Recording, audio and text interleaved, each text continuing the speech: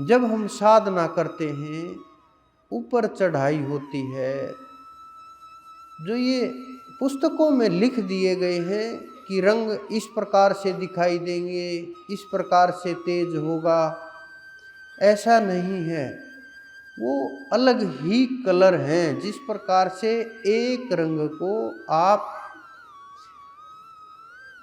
देखोगे, 1000 प्रकार के रंग होंगे, उसमें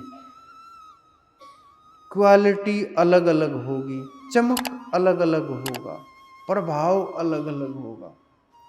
1000 कम से कम, मैंने कम बोला है, ज़्यादा भी हो सकते हैं। एक ही रंग के 1000, ये तो संसारिक चीज़ें हैं।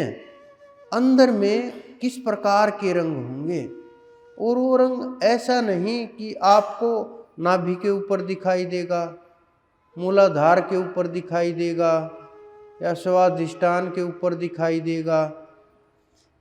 मैं रहस्य धीरे धीरे खोलता हूँ, क्योंकि कुछ लोग आ करके फिर मुझे बताने लगते हैं कि यहाँ दिखा।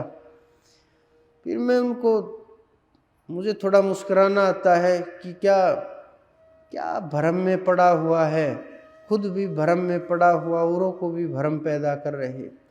तो वो जितने भी रंग हैं वो आपको तीसरे नेत्र के ऊपर दिखाई देंगे, तीसरे तिल के ऊपर दिखाई देंगे, यहाँ दिखाई देंगे, आज्ञा चक्र के ऊपर, यहीं सूर्य दिखाई देगा। लेकिन वो सूर्य नहीं होगा जिस प्रकार से आप यहाँ धूप के अंदर, जब ग्रीष्म का समय होता है, गर्मियों का समय होता है, दोपहर में बड़ा तेज धूप, बड़ा तेज सूरज होता है, आप सूरज की तरफ देखोगे, आंखें खुली नहीं रख पाओगे, बार बार पलक झपकेंगी, आंखों से आंसू आने लगेंगे, आंखें लाल हो जाएंगी, त्राटक एकटक नहीं देख पाओगे, नहीं कर पाओगे। लेकिन वो सूर्य, वो प्रकाश जब आपको दिखाई देगा तो आपकी आंखें पलक नहीं झपकेंगी, वहाँ आंसू नहीं आएंगे, वो शांत प्रकाश होगा, न शीतल होगा। कुछ लोग उसको कि एकदम से ठंडा, शीतल शब्द का प्रयोग शांति के लिए किया गया है, कि बिल्कुल शांत होगा। ये नहीं कि ठंडी हवा आएगी, ऐसा नहीं है, बिल्कुल शांत होगा। वहाँ ना वायु है, क्योंकि देव नीचे रह जाते हैं। जब देव नहीं है, उन लोगों के अंदर वायु की आवश्यकता नहीं है, फिर श्वास भी नीचे रह जाता है। तो वो प्रकाश जब आपको अनुभव होगा तो आपकी आंखें पलक नहीं झपकेंगी, और वो एकदम आँखों से नहीं टकराएगा। वो तीसरे नेत्र के ऊपर ये सब कुछ दिखाई देगा, वहीं से अनुभव होगा, वहीं से अनुभव निकल करके आएगा, वहीं ध्यान लगेगा, वहीं चढ़ाई होगी। यही रास्ता है।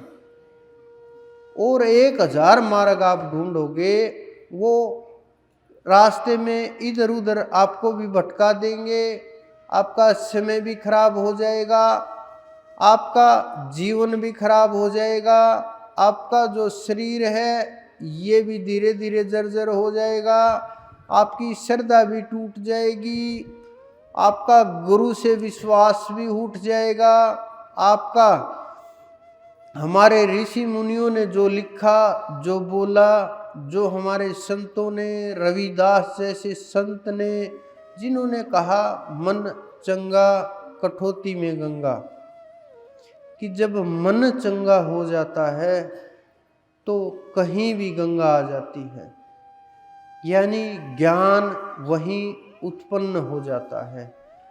वो महापुरुष जिन्होंने मात्र आध्यात्म के लिए कार्य नहीं किया, जिन्होंने सनातन के लिए प्रयास किया, जिन्होंने उस परम तत्व की खोज की, जिन्होंने इतिहास रच दिया, जो विशेष इतिहास रचने के लिए आते हैं, जिनके बताए मार्ग के ऊपर करोड़ों लोग चलते हैं, जिन्होंने ये बताया कि मानव मानव है, जीवन जीवन है। इस संसार के अंदर उन्होंने सबको स्त्री पुरुष की नज़र से, सबको आत्माओं की नज़र से देखा। वो महापुरुष उस ज्ञान का संदेश दे करके, उस परम तत्व का संदेश दे करके, जीवों को जगा करके, और जिस काम के लिए आए थे वो करके, वो मात्र किसी, मैं बार बार बोलता हूँ, संत ना किसी धर्म के होते हैं, ना किसी मजहब के होते हैं, ना किसी पंथ के होते हैं, ना किसी जाति के होते हैं।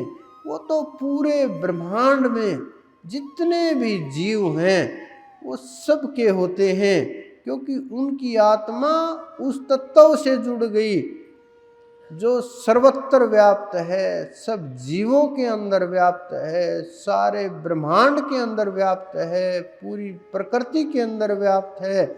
जब वो उसके साथ जुड़ गए तो वही रूप हो गए।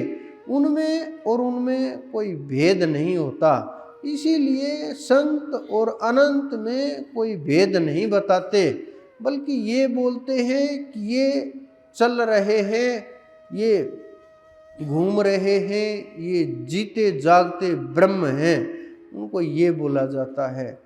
बहुत से ऐसे महात्मा हुए। तो जब आप इतनी ऊंची स्थिति के ऊपर ध्यान की पहुंच जाओगे और वहाँ तक प्रकाश दिखाई देने लगेगा, वो शुरुआत में आप बोल करके बात शुरू करोगे, बोल करके बोलोगे, लेकिन वो जीवा से नहीं, मन से बोल करके फिर अंदर में उतरोगे। धीरे धीरे समर्पण का भाव होगा, विचार टूटने लगेंगे और पहले सारी बातें उनको बताने लगेंगे। फिर धीरे धीरे बातें कम होगी, समर्पण ज़्यादा होगा। फिर धीरे धीरे उस स्थिति के अंदर आ जाओगे, जो कुछ भी है तेरा ही है, तुझे ही देखना है, तुझे ही संभालना है, हम तो तेरे जीव हैं। आपको जो अच्छा लगे कृपा करना, ठुकराना, स्वीकार करना। हे परमपिता, आपकी इच्छा है, आपकी इच्छा से ही हम सांस ले रहे हैं, आपकी इच्छा से सब कर्म हो रहे हैं। आपकी इच्छा हो तो इस कर्म को काट देना। अगर मेरे लिए ये झेलना सही है तो ये झेलना ही बेहतर रहेगा। जब इस प्रकार का समर्पण भाव होगा तो फिर ये कर्म मुड़ करके आपसे नहीं टकराएगा। ये कर्म का गहरा खेल है, ये कर्म का रहस्य है, ये कर्म को तोड़ने का रास्ता है। ये हमने पिछले जन्म के कर्म टूटना इतना आसान नहीं होता, लेकिन ये रास्ता है जो उस मंजिल तक जाता है कि पिछले कर्म भी टूटने लगेंगे, इस जन्म में भी कल्याण हो जाएगा।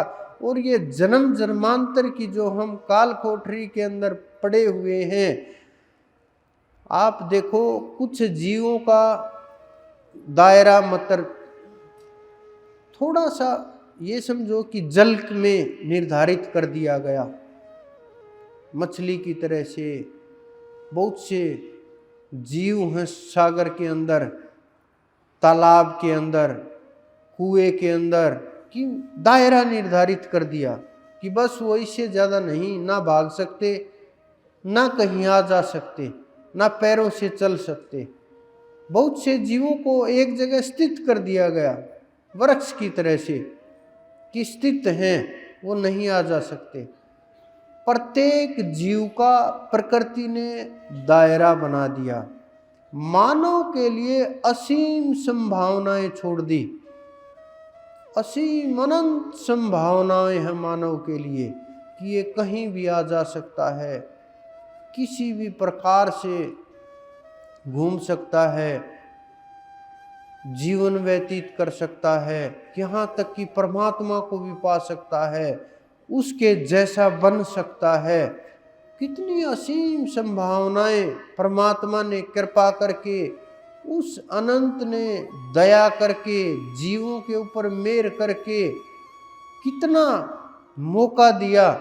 लेकिन हम उस मौके को ना समझ करके हम भी अपना एक दायरा बना लेते हैं जानवरों की तरह से, कि एक घर में बंधे हैं, बाहर नहीं निकलेंगे, कि ये मेरा घर है, ये मेरा गांव है। छोटी छोटी चीज़ों के ऊपर ये मेरा प्रदेश है, मैं इस जगह से हूँ। हमने अपना दायरा बना लिया, हम उस दायरों को तोड़ना नहीं चाहते। मैं बहुत लोगों को देखता हूँ जो नौकरी लगे हुए हैं कि उनका घर ऑफिस, घर ऑफिस, पूरी उम्र एक ही दौड़ में निकल जाता है। साल, 2 साल, 4 साल में कहीं 2-4 दिन के लिए बाहर चले गए, वहाँ भी उन्हें बेचैनी होने लगती है कि नहीं, ऑफिस में जाना है, बच्चों के पास जाना है, घर जाना है, यहाँ क्या कर रहा हूँ मैं, मेरा मन नहीं लगता, बाहर जा नहीं सकता। अनेकों प्रकार के विचार वहाँ भी चलते रहते हैं। इस प्रकार के करोड़ों लोग एक ही दायरे में घूम घूम करके और जीवन को, जीवन के महत्व को ना समझ करके पूरा जीवन बिना जिए बंधनों के कारण से ऐसे ही गुजार देते हैं और पता भी नहीं चलता कि कब जीवन चला गया, कितना समय निकल गया, क्या हमने किया, क्या रहा, कुछ भी नहीं।